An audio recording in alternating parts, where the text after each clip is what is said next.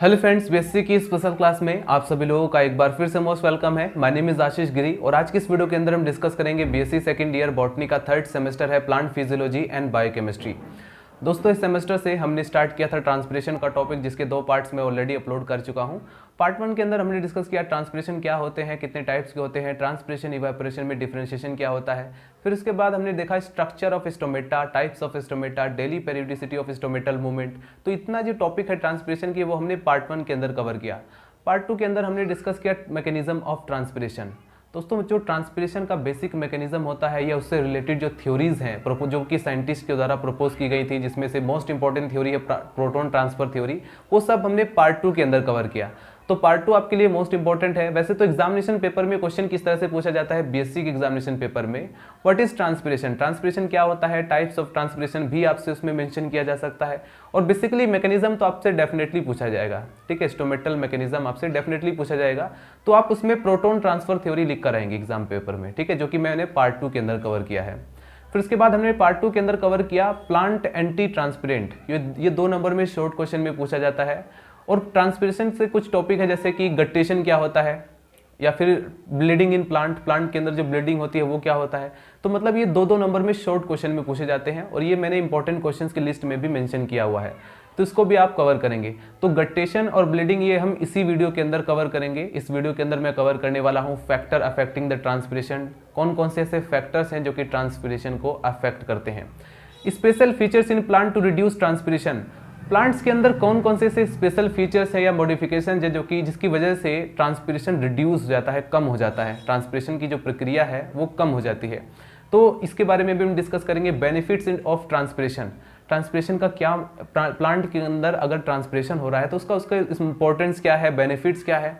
हालांकि नुकसान के बारे में तो आपको बता ही चुका हूं कि ट्रांसपिरेशन से क्या लॉस होता है प्लांट के लिए, क्या कि ये हानिकारक, इसे आवश्यक बुराई भी बताया गया, नेसेसरी इविलनेस, जो कि पार्ट 1 के अंदर ही मैं आपको बता चुका हूं। और दोस्तों, पार्ट 1 और पार्ट 2 के नोट्स भी मैं टेलीग्राम पर अपलोड कर चुका हूं, ठीक है। हालांकि मैंने आपको बताया भी था कि इसमें प्रोटॉन ट्रांसफर थ्योरी जो मैंने जिस बुक से मैंने उसको जो फोटो लिया था वहां पर, जिस बुक्स के मैंने नोट्स आपको दिए थे उसमें प्रोटॉन ट्रांसफर थ्योरी को अच्छे से एक्सप्लेन नहीं किया गया था। तो मैंने आपको बताया कि आप उसको वीडियो से ही कंप्लीट करेंगे, ठीक है। आज की इस वीडियो के अंदर मैंने आपको बताया ट्रांसपिरेशन के सभी टॉपिक्स कवर हो जाएंगे, यानी कि 3 वीडियो के अंदर आपका पूरा ट्रांसपिरेशन खत्म हो जाएगा, ठीक है। इसी के अंदर एमएससी बीएससी के लिए सबके लिए इंपॉर्टेंट है, क्योंकि एमएससी में आपसे ये पूछा जाता है special features of plant to reduce transpiration.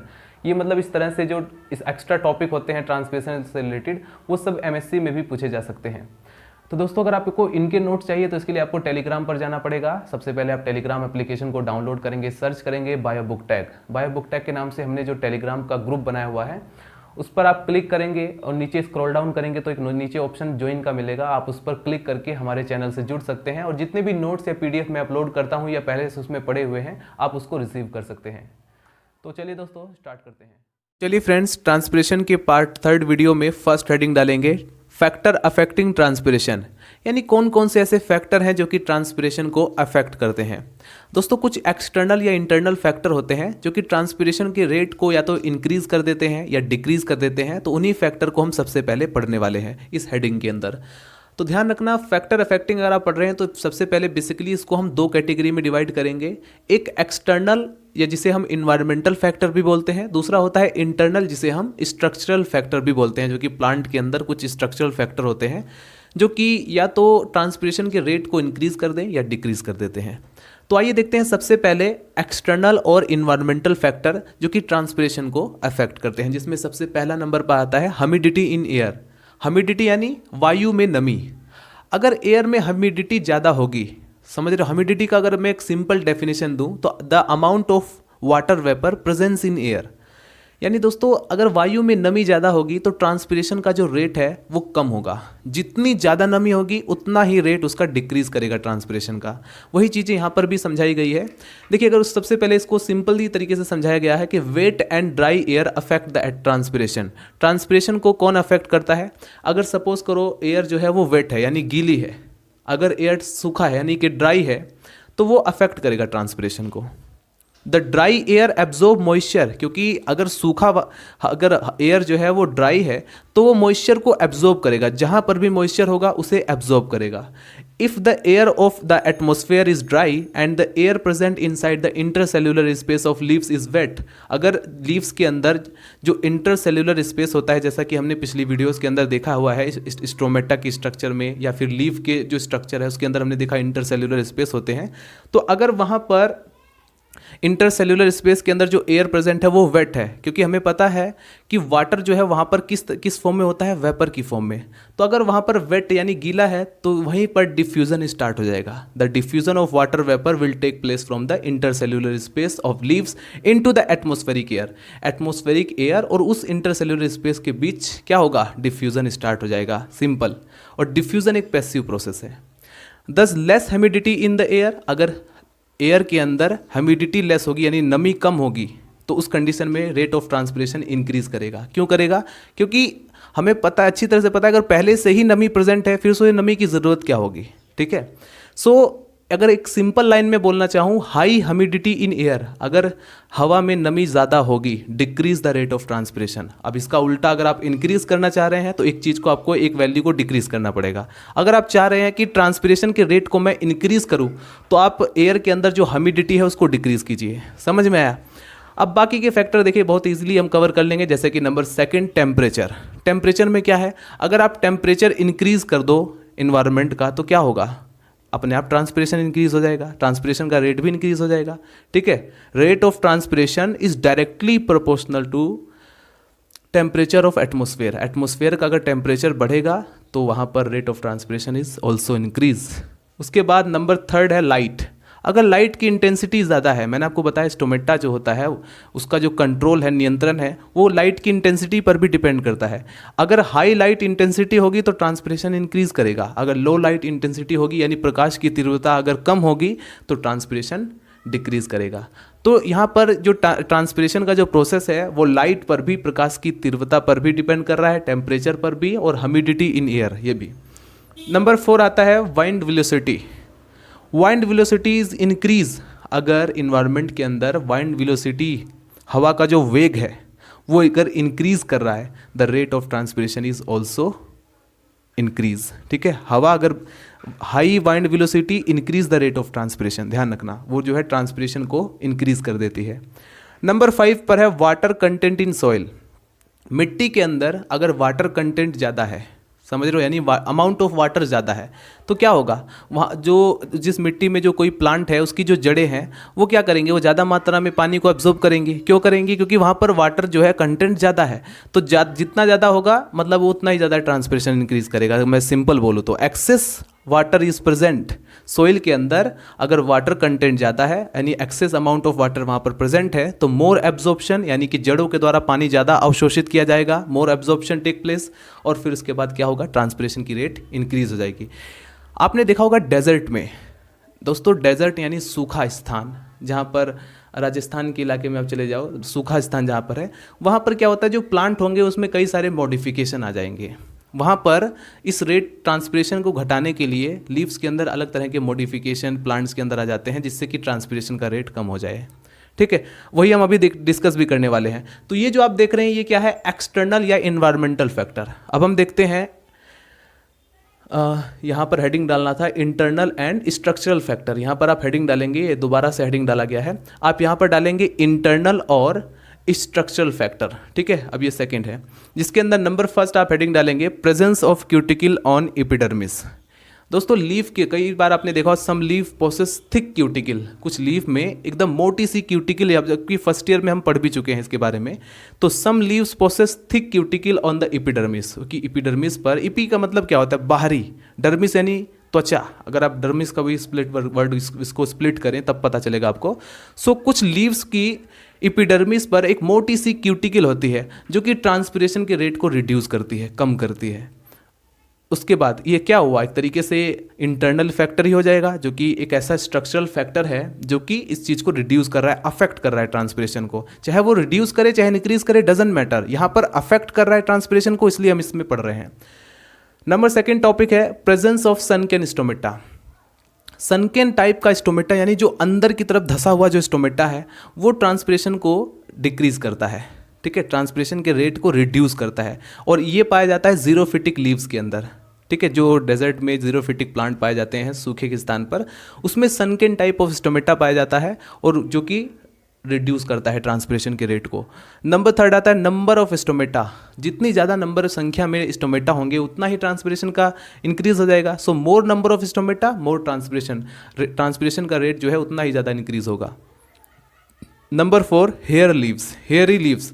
Some leaves possess epidermal hair. कुछ पत्तियां ऐसी होती हैं जिनमें इपिडर्मल हेयर्स होते हैं विच रिटेन मॉइस्चर और हमिड एयर रिजल्टिंग रिटार्डेशन इन ट्रांसपिरेशन। जिसकी वजह से दोस्तों वो क्या करते हैं, वो कुछ मॉइस्चर या फिर जो ह्यूमिडिटी होती है उसको रिटेन करके रखते हैं। अब रिटेन करके रखेंगे तो वहाँ पर क्या होगा, रिजल्टिंग, जिसका परिणाम स्वरूप रिटार्डेशन इन ट्रांसपिरेशन, ट्रांसपिरेशन में जो है रुकावट आती है। तो दोस्तों यानी कि ये चीज़ें अफेक्ट करती हैं किसी भी तरह से। तो ये एक्सटर्नल और इंटरनल फैक्टर्स हैं, इसको आप फटाफट नोट कीजिए। तो चलिए फ्रेंड्स, अब आप हेडिंग डालेंगे special features in plant to reduce transpiration. यानी प्लांट्स के अंदर ऐसे कौन कौन से स्पेशल फीचर्स होते हैं जिसकी वजह से ट्रांसपिरेशन रिड्यूस हो जाता है, कम हो जाता है। तो ये इन फीचर्स को हम 3 कैटेगरी में डिवाइड कर सकते हैं। सबसे पहला है morphological features, number 2 anatomical features, number 3 physiological features. तो सबसे पहले हम डिस्कस करते हैं मॉर्फोलॉजिकल फीचर्स के बारे में, जिसमें नंबर 1 आता है presence of dry, hard and cylindrical stem. दोस्तों अगर स्टेम ड्राई है, हार्ड है और सिलिंड्रिकल है तो इससे क्या होगा, ट्रांसपिरेशन की जो प्रक्रिया है वो कम होगी, रिड्यूस होगी।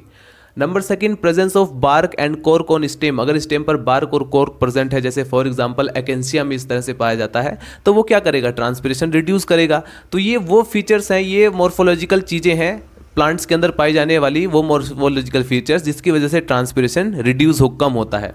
नंबर 3 है reduction in number of branches and size of stem. Some stems become flat and flashy.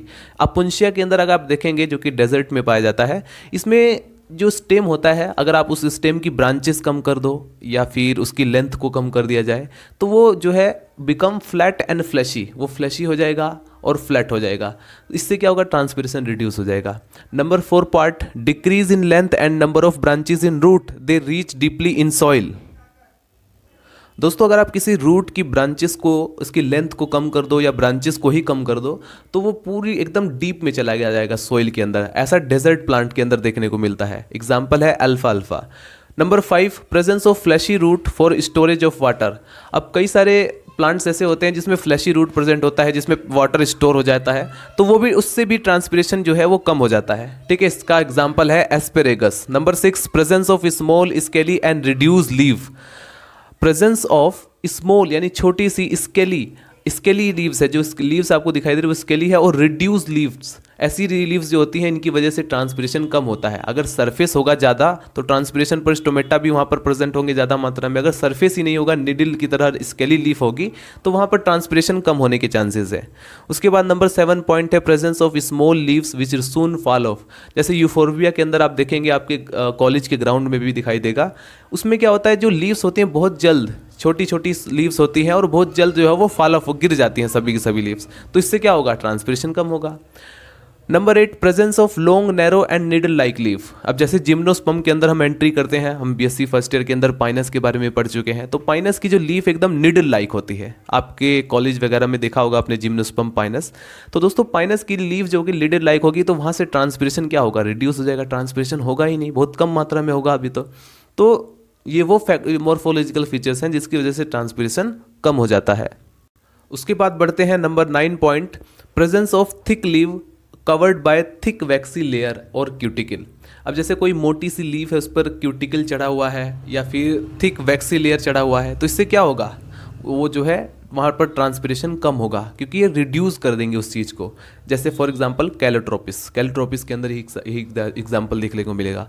तो अगर एग्जाम पेपर में, हालांकि ये एमएससी के एग्जामिनेशन पेपर में पूछा जाता है, तो लेकिन अगर आपके एग्जामिनेशन पेपर में पूछा जाए तो आप अच्छी तरह से पहचान सकते हैं किसी भी प्लांट्स के अंदर कि ट्रांसपिरेशन होने के लिए हमने ट्रांसपिरेशन का पूरा कंसेप्ट पढ़ा हुआ है, तो हम समझ सकते हैं कि किस तरह से कौन कौन सी चीज़ें हैं जो ट्रांसपिरेशन को रिड्यूस कर सकती हैं और इंक्रीज कर सकती हैं।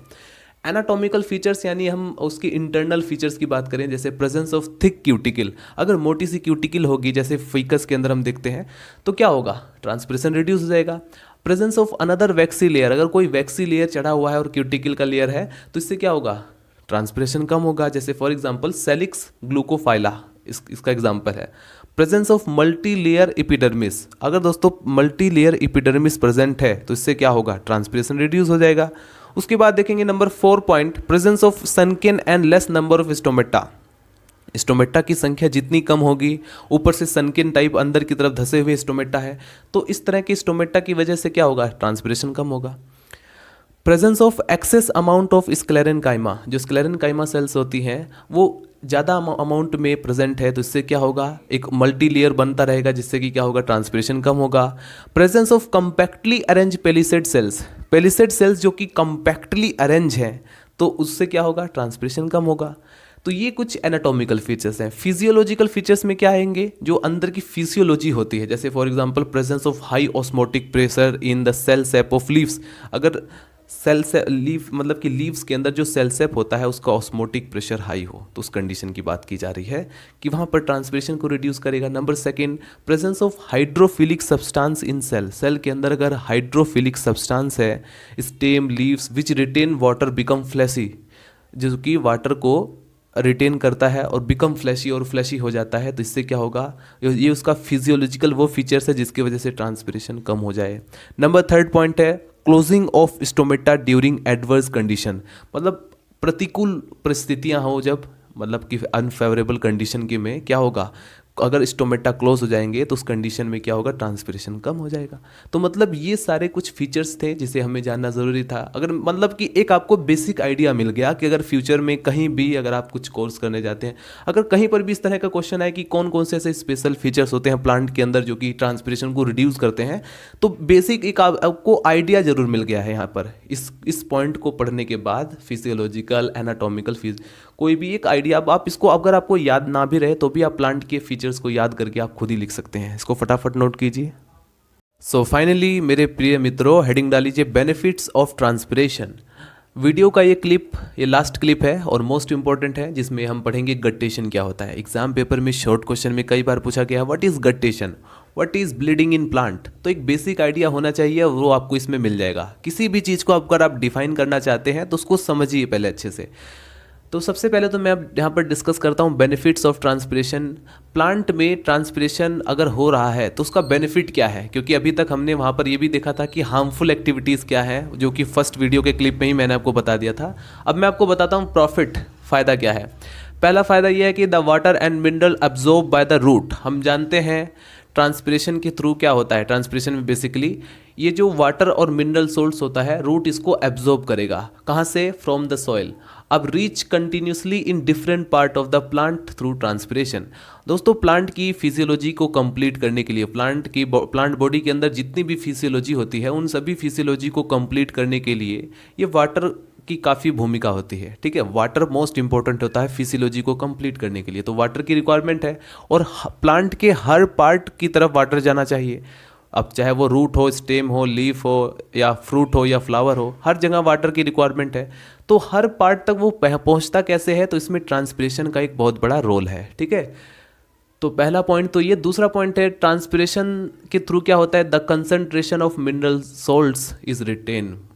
दोस्तों ये जो मिनरल सॉल्ट्स की जो कंसंट्रेशन है वो वहाँ पर बने रहती है, किसकी वजह से, ट्रांसपिरेशन में। प्लांट के अंदर कंसंट्रेशन जो होती है मिनरल सॉल्ट्स की वो बने रहती है, किसकी वजह से, ट्रांसपिरेशन की वजह से। तीसरा पॉइंट है transpiration maintain the temperature of plant. Plant के अंदर जो टेम्परेचर है उसको कौन मेंटेन करता है, ट्रांसपिरेशन। वरना क्या होता, अगर जितनी तेज़ी से गर्मियों के मौसम में सूर्य का प्रकाश पत्तियों पर पड़ता है, ये पत्तियां पूरी की तरह राख हो जाती। लेकिन क्या होता है, ये जो लगातार जो पानी पत्तियों में पहुंचता रहेगा मेसोफिल सेल्स में, तो वो सारी की सारी जो हीट है वो उस वाटर को वेपर बनाने में लग जाती है, तो जिसकी वजह से ये टेम्परेचर को भी मेंटेन करता है। जैसे हमें गर्मी लगती है तो पसीना आता है, इसको हम कहते हैं ऑस्मो रेगुलेशन। गर्मी लगती है, पसीना आता है, हमारी बॉडी का टेम्परेचर मेंटेन होता है। तो ये कुछ चीज़ें हैं जो जीवधारियों में होती हैं, जिनमें जीवन पाया जाता हो। Transpiration maintain the temperature of plants, ये तो हमें पता चल गया है। Help in growth and development of plant. Transpiration की वजह से प्लांट की ग्रोथ भी होती है और डेवलप भी करता है। पांचवा point, keeps the cell turgid. Cell की जो टर्जिडिटी होती है, फ्लावट होती है, वो भी ट्रांसपिरेशन की वजह से बनी रहती है। तो ये कुछ बेनिफिट्स हैं, अगर आए एग्जाम पेपर में तो आप लिख सकते हैं, वरना आपको नॉर्मली पता होना चाहिए कि ट्रांसपिरेशन का बेनिफिट्स क्या है। गट्टेशन क्या होता है, ये एग्जाम पेपर में कई बार शॉर्ट क्वेश्चन में पूछा जाता है, इसे इंपॉर्टेंट शॉर्ट क्वेश्चंस की लिस्ट में भी मैंने ऐड किया हुआ है, तो इसको भी आप नोट करेंगे।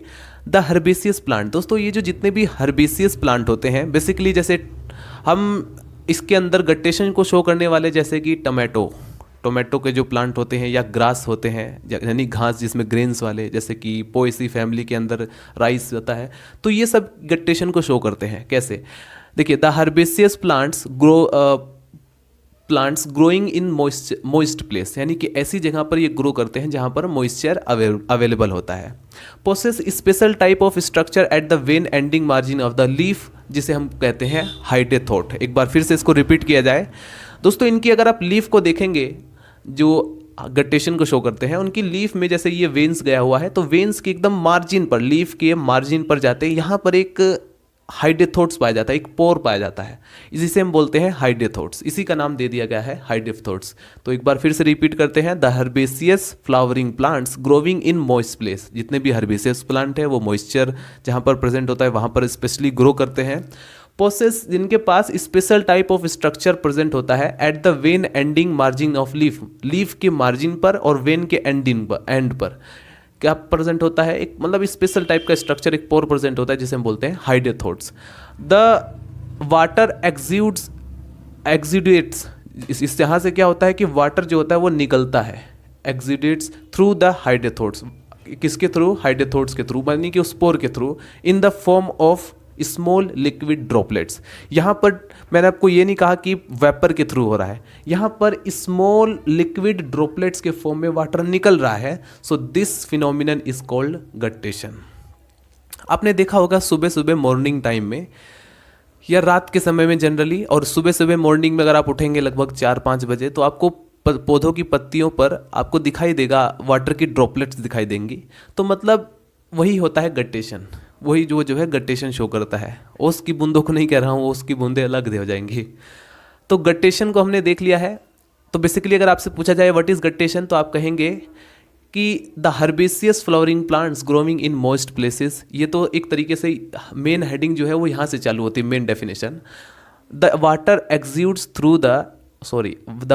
exudates through the hydethorts in the form of small liquid droplets. This phenomenon is called guttation. उसके बाद हम ये जो देखते हैं, जो वाटर जो ड्रॉपलेट, जो ये क्या है, एक तरीके से जैसे हमने ट्रांसपिरेशन में देखा, इसमें क्या होता है, वाटर लॉस हो रहा है। ये भी वाटर लॉस का एक दूसरा मेथड है, बस ट्रांसपिरेशन में वेपर के थ्रू वाटर जो है लॉस हो रहा है, यहाँ पर ड्रॉपलेट्स के फॉर्म में। अब हम देखें, the liquid come out of हाइडेथोट इज़ नॉट प्योर। ये जो आप देख रहे हैं हाइडेथोट के थ्रू जो लिक्विड में जो वाटर निकल रहा है, ये प्योर वाटर नहीं है, ये सॉल्यूशन है। वाटर तो एक सॉल्वेंट है, यानी जो किसी चीज़ को घोल देता है। सॉल्वेंट क्या होता है, जो किसी चीज़ को घोल दे। तो ये क्या है, सॉल्यूशन है। सॉल्यूशन क्या होता है, सॉल्वेंट प्लस सॉल्यूट आपस में मिलकर सॉल्यूशन बनाते हैं। तो containing a number of dissolved substance, इसके अंदर कई सारे सब्सटेंस डिजोल्व होते हैं, जैसे phosphorus, potassium, sodium, magnesium, iron, glucose, fructose, sucrose, thiamine, riboflavin, मतलब ये सारा मटेरियल जो होता है वो इसमें प्रेजेंट है, इसमें देखा गया। ठीक है, प्रैक्टिकल लैब में जब देखा गया कि इस ड्रॉपलेट से सिर्फ प्योर वाटर निकलता है या सॉल्यूशन के अंदर कुछ है, तो देखा उन्होंने कि सॉल्यूशन के अंदर ये सारी चीज़ें, इनकी उपस्थिति पाई गई। तो बेसिकली ये होता है गट्टेशन। उसके बाद आता है जैसे ब्लीडिंग। ब्लीडिंग में क्या होता है, जैसे कोई प्लांट का कोई भाग क्षतिग्रस्त हो जाए, यानी टूट जाए, कट जाए कहीं से, तो वहाँ से जो सेप निकलता है उसी को हम बोलते हैं ब्लीडिंग, और कुछ नहीं। जैसे आप जैसे किसी हमें चोट लग जाती है, बचपन में हम कई बार गिरे हुए हैं, तो हमें चोट लग जाती है, तो वहाँ से ब्लीडिंग स्टार्ट हो जाती है, थोड़ी बहुत हमने देखा ब्लीडिंग स्टार्ट हो जाती है। जस्ट वहाँ पर भी यही केस है। तो यहाँ पर कोई इंजरी होने की वजह से, किसी प्लांट की कोई इंजरी होने की वजह से जो सेल सेप निकलता है उसी को कहा जाता है ब्लीडिंग। ठीक है, यहाँ पर ये कोई वाटर लॉस का मेथड नहीं है। ठीक है, so the exudation of water and cell sap through the cuts of plant is called bleeding. कोई इंजरी होने की वजह से। It is also happen due to the positive root pressure. ये भी पॉजिटिव रूट प्रेशर होने की वजह से भी होता है। तो गट्टेशन और ब्लीडिंग, इन दोनों में अगर आपसे डिफरेंस पूछा जाए तो आप बता सकते हैं इसमें क्या होता है। ये तो एक फिजिकल फिनोमिना हो गया। ट्रांसपिरेशन कंट्रोल किया जा सकता है, लेकिन गट्टेशन को आप कंट्रोल नहीं कर सकते। ब्लीडिंग भी कंट्रोल किया जा सकता है कि अगर आप कोई पार्ट को क्षतिग्रस्त ना करो तो वो ब्लीडिंग स्टार्ट ही नहीं होगी प्लांट के अंदर, लेकिन ये कंट्रोल नहीं किया जा सकता। बेनिफिट्स ऑफ ट्रांसपिरेशन देखा, गट्टेशन देखा, ब्लीडिंग देखा। तो अब इस तरह से हमारा जो ट्रांसपिरेशन का टॉपिक है वो खत्म होता है। मिलते हैं दोस्तों नेक्स्ट वीडियो में। अगर वीडियो पसंद आए तो लाइक करें, चैनल को सब्सक्राइब कर दें अगर आपको इसी तरह की और भी वीडियोस चाहिए तो। मिलते हैं नेक्स्ट वीडियो में। Bye bye, Tata.